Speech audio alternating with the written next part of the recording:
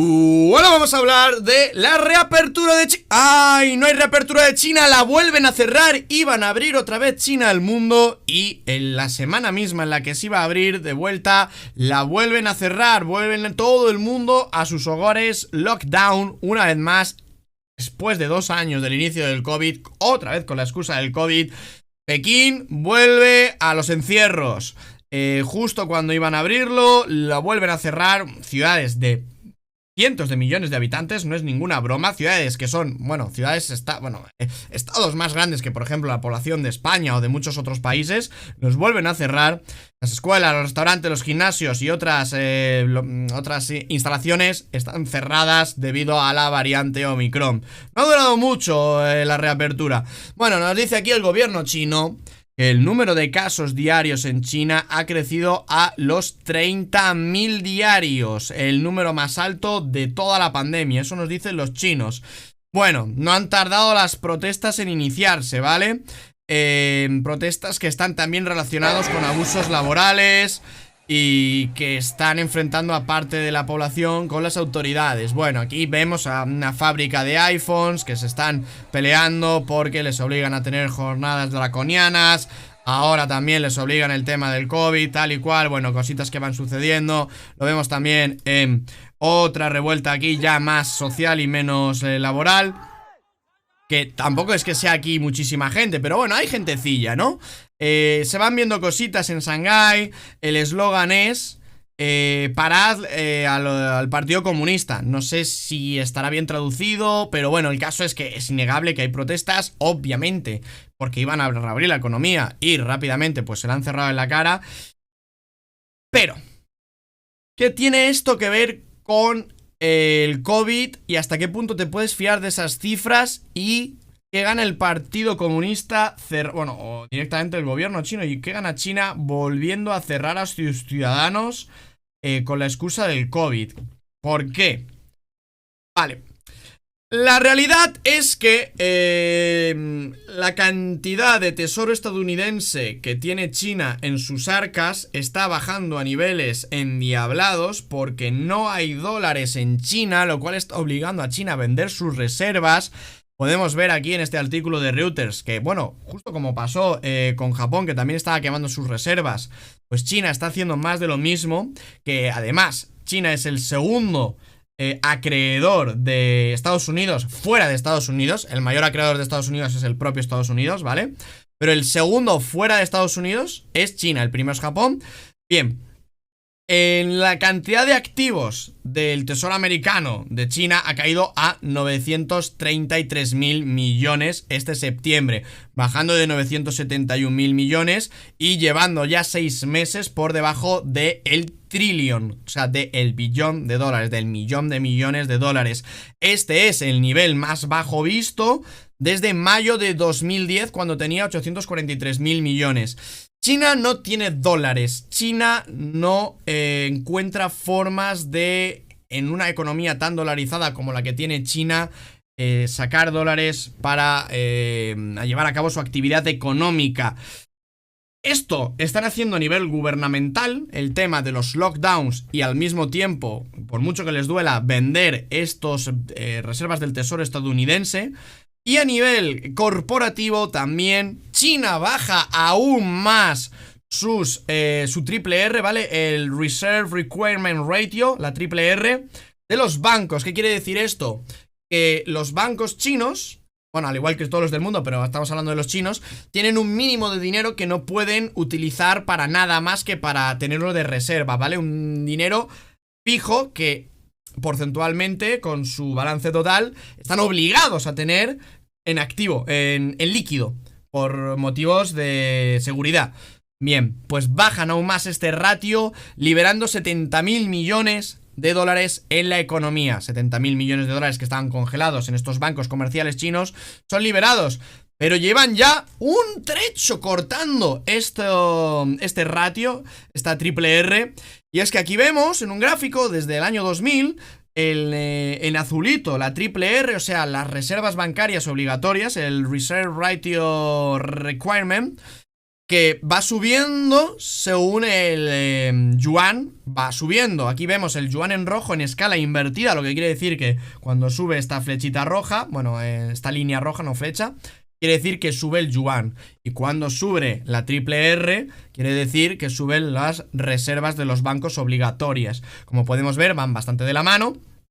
Y según iban entrando dólares en la economía china, esto sobre todo a principios de los 2000, cuando entró la Cámara de Comercio Mundial, ¿vale? Cuando empezó a ser un agente del comercio mundial muy importante, pues le empezaron a entrar dólares a mansalva a China.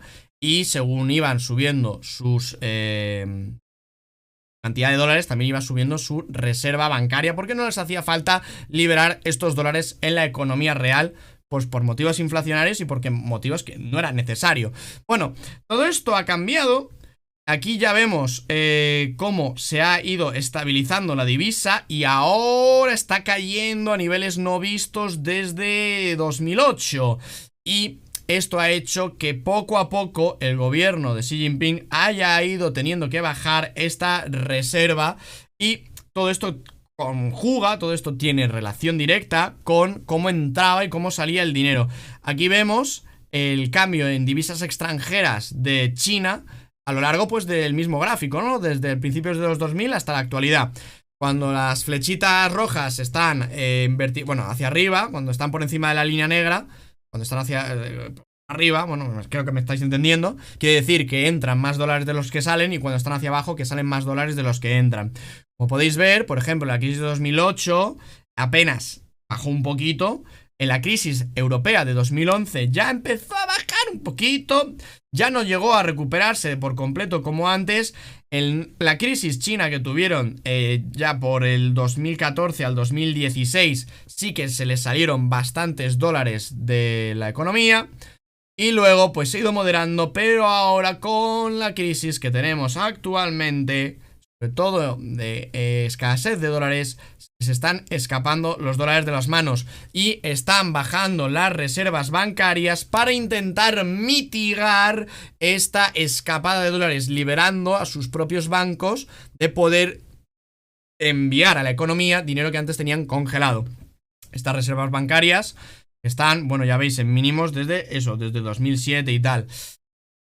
¿Qué quiere decir esto? Que China prevé que el dólar va a seguir subiendo y que necesita actuar premeditadamente y con antelación para minimizar el impacto que esto va a tener en su economía tan dolarizada.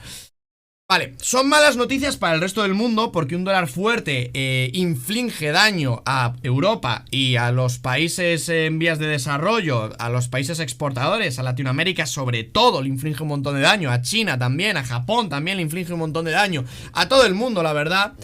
Y que el gobierno siga bajando los ratios de las reservas, pues no nos quiere sino decir que se vienen más y más curvas, porque estos ratios se bajan no de forma reactiva, que también un poquito, sino también, sobre todo, de forma preventiva. Aquí podemos ver el crecimiento de China, que es una puta barbaridad, pues, desde que entró en el comercio mundial, y cómo ya no está en la cosa, la inversión en activos fijos ha ido bajando, ¿vale? Ha ido bajando. Aquí en el 2020 con el COVID directamente desapareció. Luego con los paquetes de estímulos volvió a subir, pero ahora sigue bajando. Y esta, la azulita, es la gubernamental. La privada, es decir, la corporativa, es la negra. Y como podemos ver, la negra está cayendo muy, muy preocupantemente a niveles pues de la pandemia, ¿no? Niveles donde ninguna empresa china privada está invirtiendo en activos fijos. O sea, el crecimiento de China está cayendo en picado, y liberan estas reservas pues para impulsar un poquito esta flecha, sobre todo la negra, sobre todo intentar que no caiga tan a plomo con el tema de que se libere estas reservas en la economía. No lo están consiguiendo, no se está logrando, ¿vale? Y esto nunca no, pero no es sino un síntoma de las curvas que se vienen, de lo complicada que está la situación con el dólar. Y lo que sí que nunca ha evitado, nunca estas bajadas de reservas bancarias, nunca han evitado, nunca han cambiado la tendencia. Como podéis ver, por mucho que bajen, la tendencia sigue su curso. Son simplemente paños calientes, un parche temporal. Las pueden seguir bajando un poco más, pero no van a cambiar la tendencia. Y ya digo, no son reactivas, sino que son sobre todo preventivas. Así que la gente que piensa que el dólar puede haber muerto, cuidado, porque hay muchos indicadores. Ya lo vimos en el anterior vídeo de no des al dólar por muerto, que o sea, se pueden torcer y mucho. Estos lockdowns son la prueba clara, paralizando la economía porque no existen dólares. No puedes dejar a la gente que haga economía, bueno, que abra el país de vuelta si no existen dólares en una economía tan dolarizada como la China, ¿vale? Baja las reservas, baja los tipos de interés, cierran a sus ciudadanos y, bueno, generan ciertas protestas que yo creo que van a ir en aumento porque estará muy harta después de tanto tiempo de estar todavía con cierros por la pandemia. La pandemia aquí yo creo que es solo una excusa. Al igual que vimos en los momentos pico de la pandemia, datos completamente ilógicos de 0 casos de COVID o 3 casos de COVID en toda China, no se los creía nadie.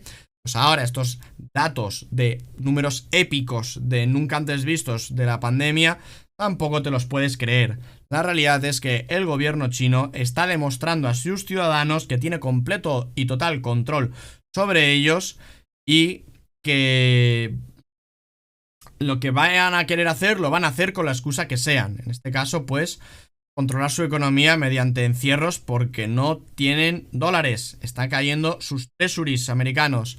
Y nada, eso es todo por esta semana. Nos vemos en el siguiente Hablemos de...